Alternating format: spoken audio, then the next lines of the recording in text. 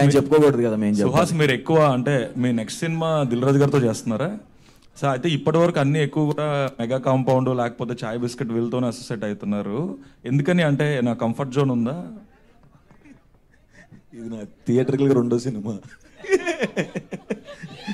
మీరు colour photo and writer Padma Bhushan ఇది 3 సినిమాలతో కూడా ఇటే అసోసియేట్ అయ్యారు కదా? యా అవునండి. అంటే అలా అనుకోలేదండి. వాళ్ళు అది చేయటం అందరికీ డ్రీమే కదండి. గీదాట్స్ అసోసియేట్ అవటం అనేది చాలా పెద్ద డ్రీమ్. అండ్ దిల్రాజ్ సార్తో చేయటం అనేది కూడా డ్రీమే. సో ఫుల్ఫిల్ అవుతున్నాయి, హ్యాపీగా ఉంది. శివాని వీళ్ళందరూ రియల్ ఫ్యాన్సేనా పెయిడ్ ఫ్యాన్సా? మీరు అలా అనకండి.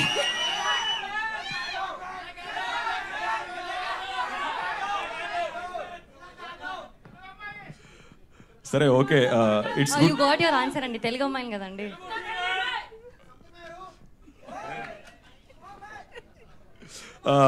That's so good. అయితే నిన్న నేను సుహాస్ గారితో మాట్లాడినప్పుడు ఆయన అడిగాను అనమాట. అంటే పెర్ఫార్మెన్స్ వైజ్ సుహాస్ ఎప్పుడు కూడా ఆయన ప్రతి సినిమాలో ఆపోజిట్ హీరోయిన్ని తనంత ఇంటెన్సిటీతో పెర్ఫామ్ చేసే అమ్మాయినే పిక్ చేసుకుంటున్నారు. అంటే నేను చేసుకోవట్లేదండి, డైరెక్టర్ చేస్తున్నారని చెప్పారు నిన్న ఆయన.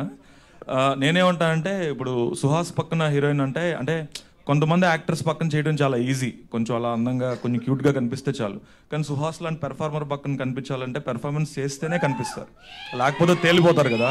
So what homework you exactly did? అంటే earlier you told me friend role కన్నా ఆడిషన్కి వెళ్తే హీరోయిన్గా పెట్టుకున్నారని.